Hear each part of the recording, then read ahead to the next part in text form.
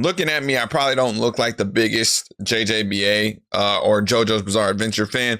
But if you look behind me with this beautiful art, you will see that it's created by Ozzy Oz the Virus, aka the new Jin's Picasso. You will see that I got Jotaro Kujo. The art is amazing. I love JoJo's, and part 3 isn't even my favorite part. My favorite part is part 5. Maybe part 2, because young Joseph Joestar is the fucking GOAT. But thinking about JoJo's today, I wanted to talk about like the villains, and do the villains deserve their fates that they got? Now, spoilers, I'm only going to get into the anime stuff. I'm not going to talk about the stuff from the manga and Steel Ball Run, even though the first episode got animated. We still got a long way to go, and we haven't even met the full-on villain yet. So everything from like pretty much part 6 and down, I'm covering. Part 7 and everything else in the manga is getting skipped. I'm not talking about that shit until it gets animated. So let me go ahead and mute my phone. Very unprofessional. I didn't do that before. Let's get into it. Part 1, Dio. Did Dio deserve his fate? Yes. I would argue, well, let me say no. He didn't deserve his fate. He deserved something much worse, right? So part 1, Dio, his fate essentially was he got turned into a vampire and he got punched and disappeared. That was it. He got punched and disappeared, and he didn't even die. We see that in part 1. He also makes a comeback, right? At the end of part 1. Anyways, the stuff that part 1 Dio does is so heinous that I actually made a whole video about it on my main channel. And it's like 40 minutes long, by the way. You should go check it out on 713 Rich Kid.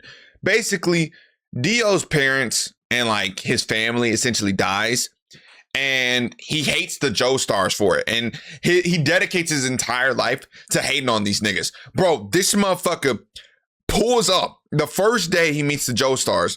He meets Jonathan Joestar, a literal angel, and immediately punched the shit out of his dog. Like, knee straight to the face, caved in. Like, this nigga looked like, goddamn, y'all know that blue fish from SpongeBob that was like, and his face was curved? That's how it looked. His face was curved and caved in, right? And from that day, he spent just terrorizing JoJo. He was pulling his ear, calling him a bitch. He was literally beating his ass in front of people and like behind closed doors. Almost choked on something real quick. And then like one of the most heinous decisions that he does, he notices that Jonathan has a girlfriend, and instead of like letting him rock out or just even trying to, I guess, convince her or convince JoJo to like get another girlfriend or convince one of them to cheat, he does something to the extreme. This nigga sees Irina, which is Jonathan's girlfriend, by the way, sees her by herself, pulls up with 2 other niggas and assaults her right there. And it's degenerate shit.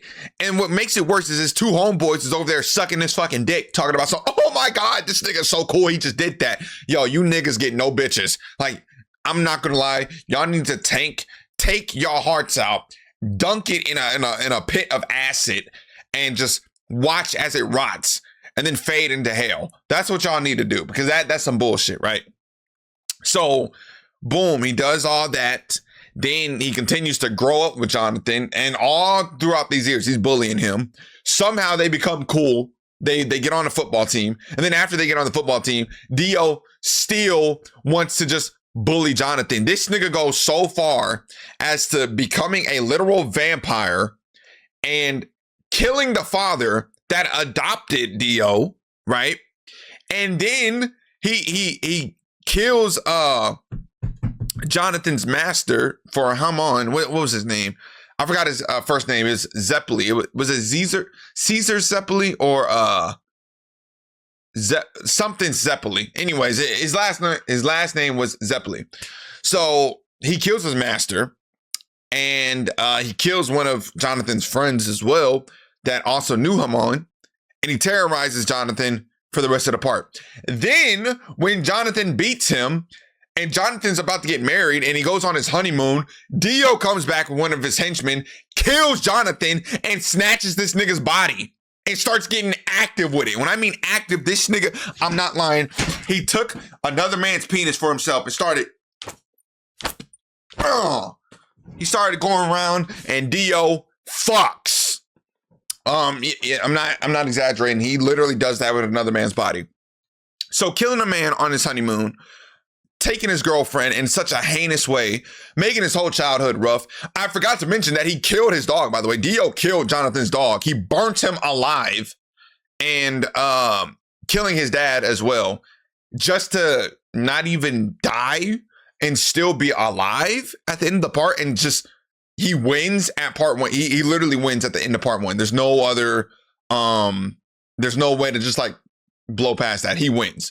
So Dio, part one, he didn't deserve his fate to just get punched and disappeared. He deserved something much worse.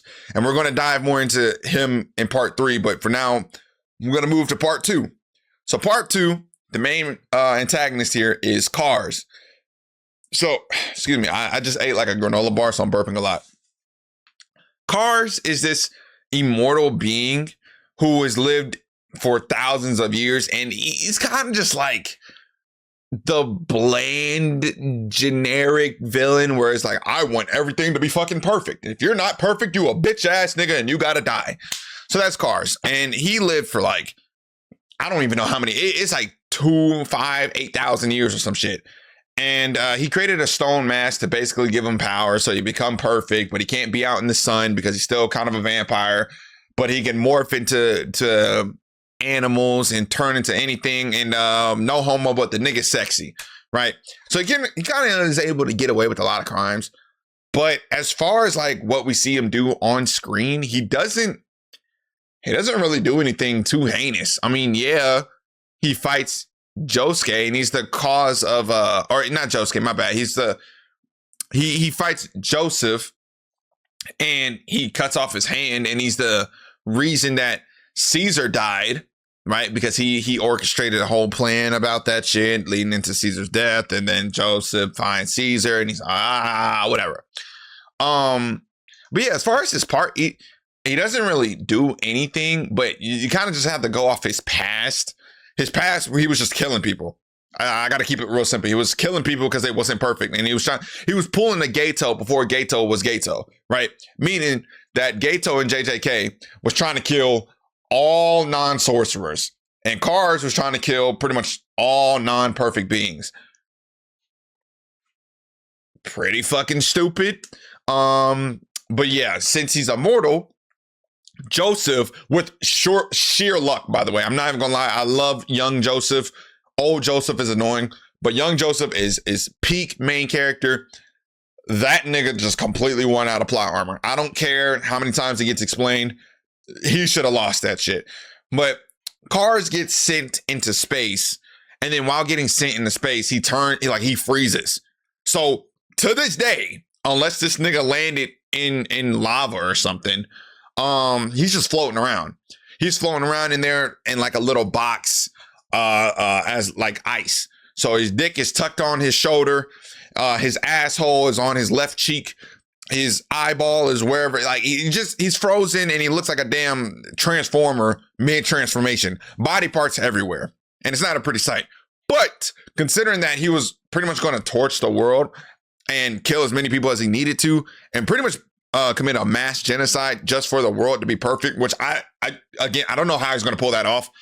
You would have to do some crazy shit to make everybody perfect and make everybody like you, which is, again, pretty much impossible. Yeah, that nigga needed to go. You can't lock him up. You can't kill him. And you can't, you can't seal him to a different universe because nobody had stands like that. Mind you, this is still in the Hamon era. Nobody had stands. So yeah, him floating around in space for eternity, yes, he deserves that. And plus, like, when you're frozen, you're not conscious. So as far as this nigga concerned, like, the only thing he has to worry about is just crazy nightmares that he can't wake up from. That's it. Okay. So Cars 100% deserve that shit. Moving on to part 3. Part 3 Dio is literally part 1 Dio, but much worse. So instead of torturing Jonathan Joestar, now this nigga wants to torture the entire Joestar family tree. right? And spoiler alert, Dio, part 3 Dio is the main reason we have literally every single part.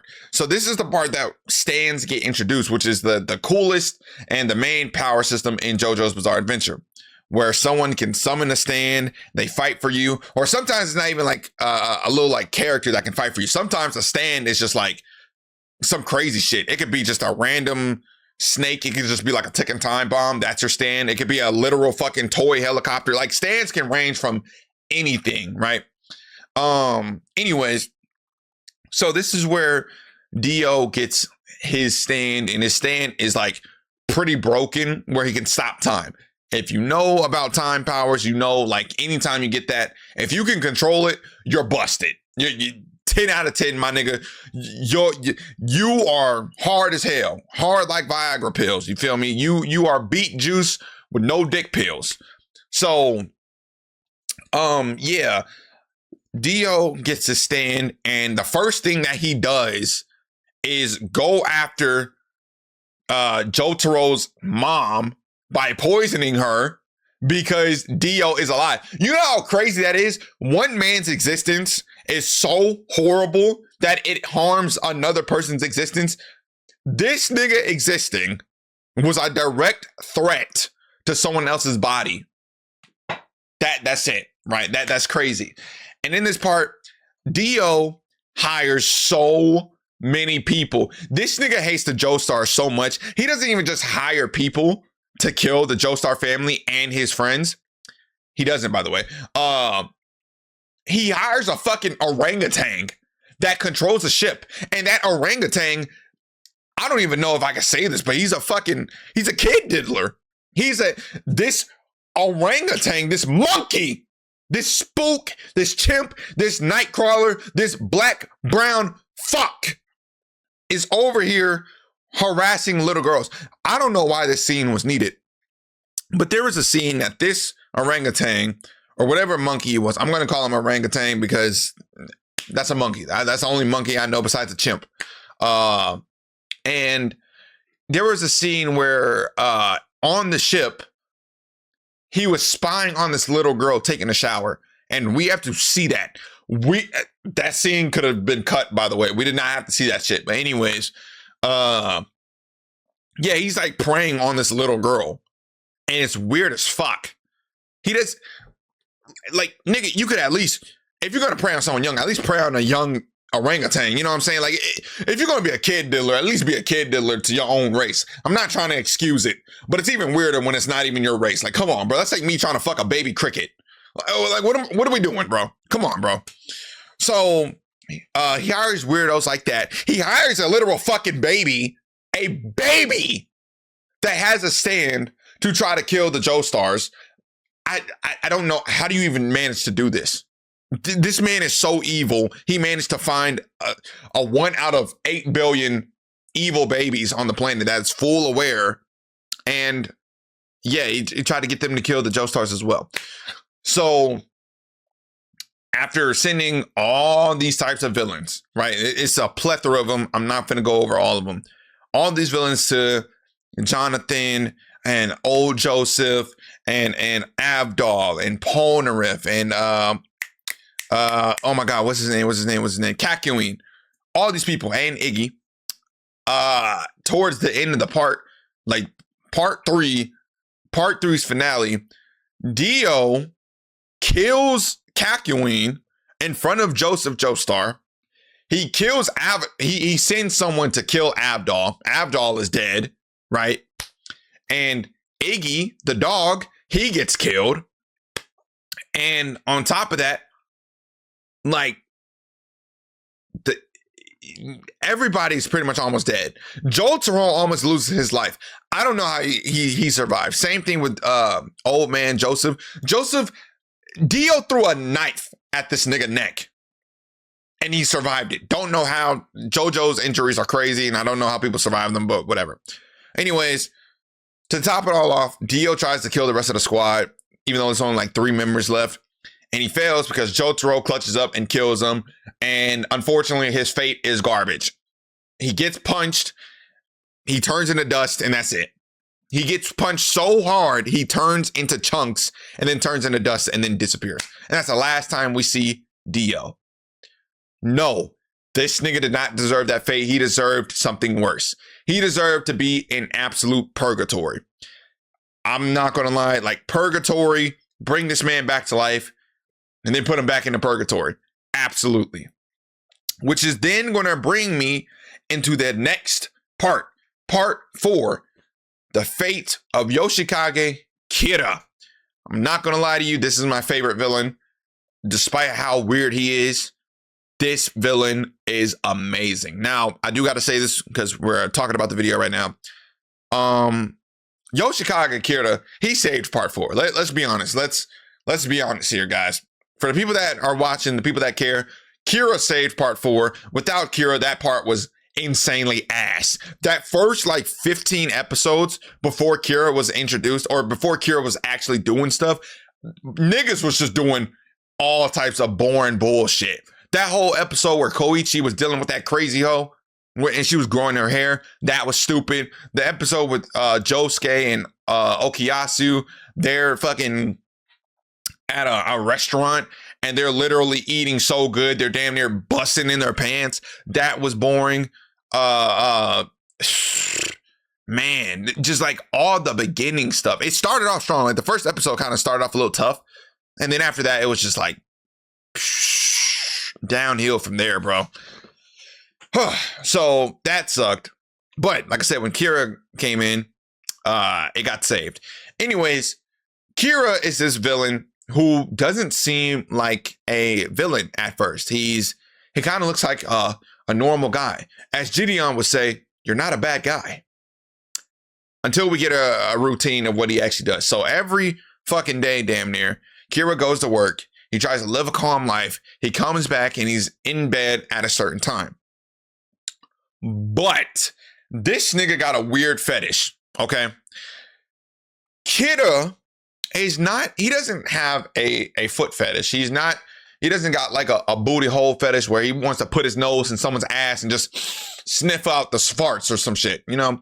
Nothing like that. This man has a hand fetish. Now you would think like, just off hearing that, like, okay, that's kind of weird because damn near everybody always has their hands out, but at least he's still connecting with people. No, my nigga. Remember how I said that Dio is the cause of pretty much every other part after part 3? Dio has a stand arrow, or he created the stand arrow, where Kira gets a hold of the stand arrow, giving him a stand that allows him to blow up anybody as long as he touches them, right? Inappropriately and very appropriately. So Kira goes around while nobody notices, blows up people, and only keeps their hands. And it has to be women. This nigga proceeds to just eat everything that you think that a man does while going to like the hub. Kira does with that hand. So he's giving himself infinite stroke jobs. You know what I'm saying? Just putting that shit to work. I don't understand why he's using an actual hand for this. The hand is going to decay, my nigga. Like, they got adult stores where you're at. I promise you. Morty. Them niggas got adult stores. Come on, bro. It's JoJo's Bizarre Adventure. We know all the freak shit they got. So he does that. His first victim is like a 15-year-old girl. He kills the girl's dog. Like he sneaks into the house, slits the dog's throat. And then I think he does the same thing with the girl. I think he kills her, slits her throat too. And I think he kills her family as well. Completely does that. And throughout the whole part, we see that Kira, again, is just obsessed with killing people, especially women, to get to their hands. Very degenerate and very nasty stuff, right? And Kira has also been killing minors, like a lot of minors. Shigechi, even though he was very annoying, he got boomed at high school. Not really sure how nobody saw a kid get exploded. But yeah, the fact that nobody noticed a nigga blowing up in the hallway is, y'all need to increase our damn security. But Kira explodes him. He damn near explodes pretty much the whole cast, but he has bites the dust where they got to keep going back in time with it. So he kills the whole cast essentially, and then they keep reverting it. he snatches up a nigga's body. He steals someone's identity, and he goes into this kid's life named Hayato, which is the GOAT of part 4, by the way. He steals his father's identity. He's still committing these crimes, and it got to the point to where Hayato, 11 years old, by the way, notices that this man is not acting like how his father would, and then he finds out that obviously Kira is his father, or it's not his father. Kira is impersonating his father, and he needs to get Kira up out of there. And Kira is just bullying this 11-year-old, and he goes through the whole part is just him bullying kids. And then the moment that someone steps up to the plate with an actual stand, he can't really fight them like that. Jotaro pulled up and beat this nigga ass. So even though he got like a couple of holes in him, Jotaro still did that. And then towards the end, Kira gets stuck. He's in a place and he's about to kill everybody. He's about to say bites the dust. But Jotaro comes in clutch. He uses his stand to stop time, and he moves this little hospital truck over. The hospital truck runs over Kira's head. Now you would think like, okay, Kira just dies right there. No. Kira's soul then gets, I forgot the girl's name that he killed. But the first girl that he ever killed comes back as a ghost. Well, she was a ghost originally, but still, she sees like Kira's soul. Kira doesn't have any stand anymore, right? So then the girl and all his other victims reach out, snatch him up, and bring him into purgatory. So he is pretty much suffering for eternity. So did he deserve that fate? 100%. 1000%. He was a mass murderer, a crazy mass murderer. And he was just beefing with minors. Like this nigga, he's just the biggest degenerate, right? And he didn't have to be that at all. And then on top of that too, his father, who knew better, was also helping him do this shit. His father was helping him kill innocent people and kids. Yeah, he 100% deserved that fate. Jail time would have been horrible, and a regular death would have been horrible. Suffering purgatory, bitch ass nigga. Get that ass banned. So boom, now that we go to part 4, we go to part 5. Whoo, shit.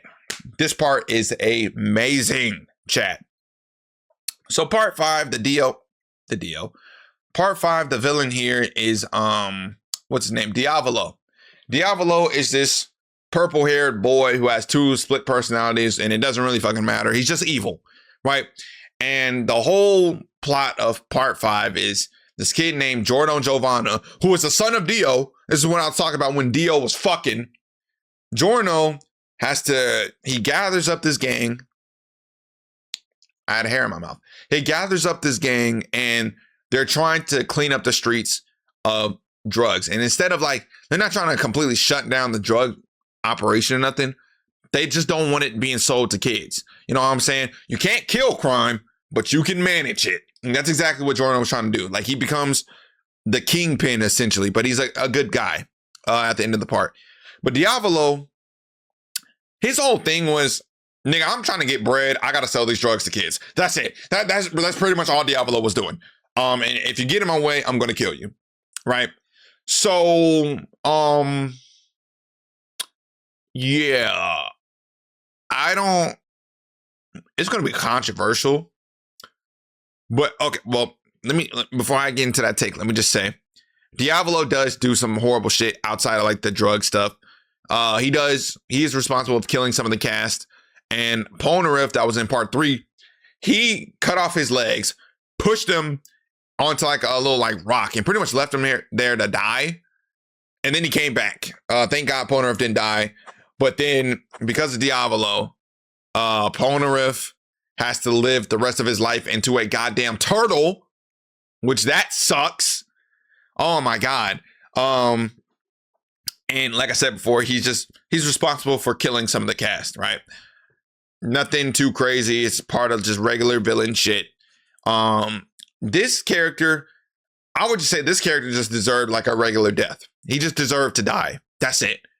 Very, very degenerate guy, very messed up. but nowhere near as messed up as the other villains, I would say.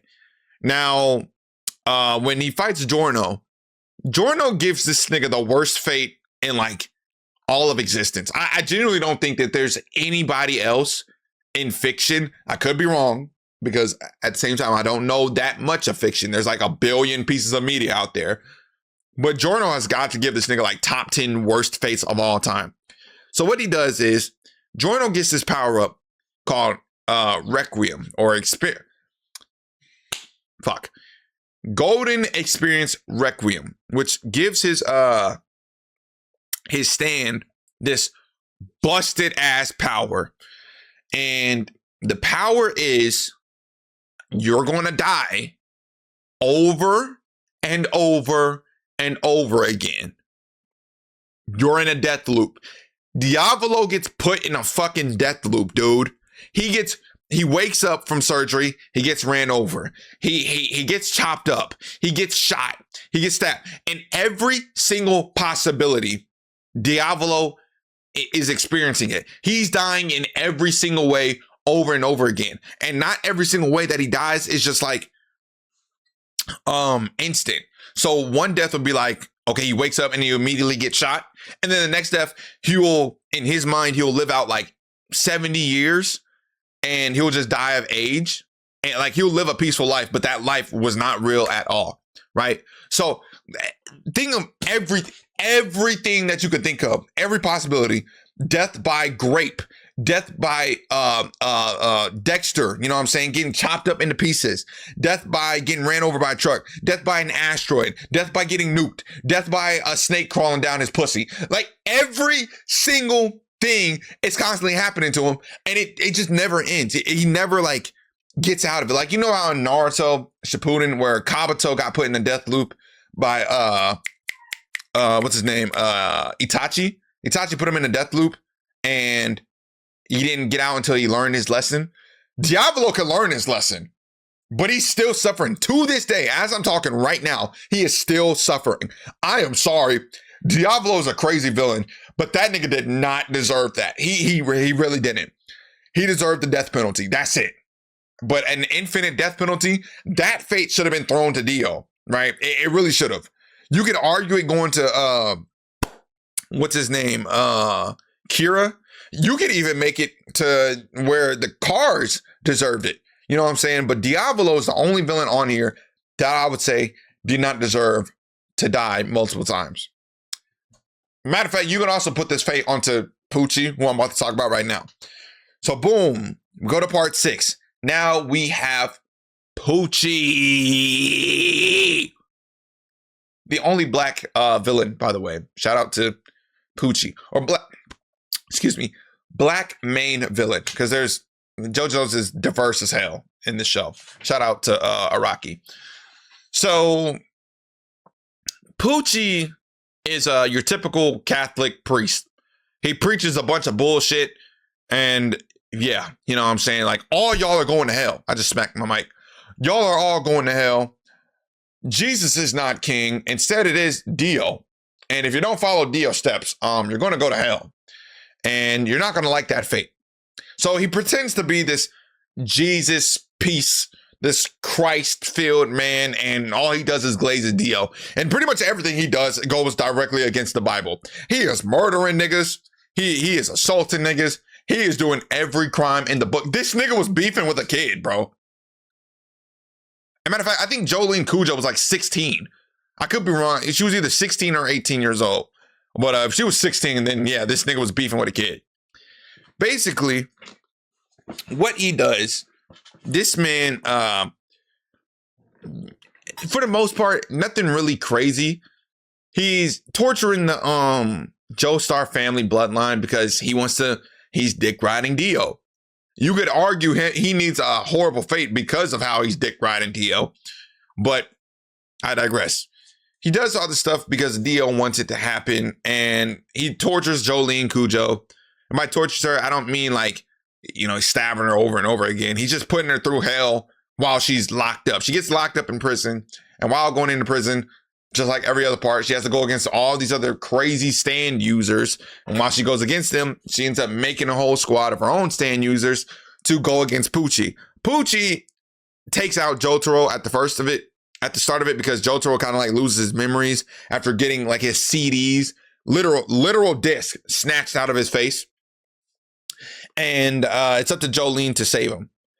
So after trial and tribulation, she does save him. But then Poochie starts turning up. Oh my God. Poochie, what he does is, not only does he turn up, he gets a power up with a stand, he kills Jotaro, straight up kills him. And then he kills the entire cast. He kills the entire cast of part 6, except for this little kid. Again, I don't know what's up with these niggas beefing with kids. It's ridiculous. This kid named Emporio. Emporio, who's like, again, like 11 years old. It's up to him to save the universe, essentially. Not even just the world, the whole universe. Poochie resets the universe after he kills the main character and kills pretty much all the other main characters. Poochie kills his brother too, by the way. Weather Report was his brother and he killed him. All just a dick ride and evil nigga. Like, what are you talking about, man? And on top of that, when he reset the universe, nobody was the same, right? So Jotaro was looking like he got a butt chin. Jolene looked like fucking Selena Powell, cheeks all fucked up. Nobody looked the same, and nobody was their same people. You know, they had different mannerisms, all this, different outfits, different personalities. And Emporio was the only one that was still himself. But Jolene, before she died, she gave Emporio a stand. And because Emporio was able to fight back, he killed Poochie. And it gets weird. Poochie doesn't just die and doesn't go to hell. Poochie gets erased from existence. So he never existed. He doesn't go to heaven. He doesn't go to hell. He doesn't go to purgatory. You don't exist no more. And when that happens, the universe resets again and it revives all the characters that was previously killed. But it's a bittersweet ending because those characters are completely different still.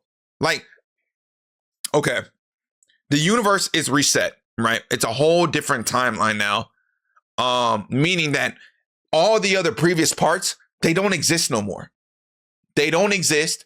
So everything that the characters worked for, it doesn't matter. It doesn't matter. I don't think Dio existed in this bloodline either. And that was it. That was it. Like, everybody is different. Granted, everybody becomes cool again, like Jolene, Hermes, Weather Report, and all the other people there. But as far as like their memories that they got in the previous part where they was fighting for their fucking lives, that was it. So no, Poochie did not deserve his fate as just not existing. Poochie deserved to get the same fate as Diavolo. Yeah, that's what I'm going with. He deserved to have the same exact fate as Diavolo because there was no reason to just like it kind of felt like he got off scot-free. Because if he doesn't exist, you know, he doesn't think, he doesn't experience stuff, he doesn't have fear, he's just gone. He doesn't have to worry about any problems at all. That nigga is not getting taxed. So, I think that's it, right? I went through part 1, 2, 3, 4, 5, and 6. Yeah. So that's my the fates of the characters. Most of them did. Yeah. Part 1, Dio didn't deserve it. Part 2, Cars, he deserved it. Part 3, Dio did not deserve it. He deserved worse. Part 4, he deserved it. Part 5, he didn't deserve it. And then part 6, he didn't deserve it. He deserved something worse. Yeah, okay, so most of them did not deserve what they got. They should have gotten worse, with the exception of Diavolo. He should have got something a little bit less unhinged. So that's all I'm going to talk about today. Watch JoJo's Bizarre Adventure if you haven't, and I'm going to catch you niggas in the next one.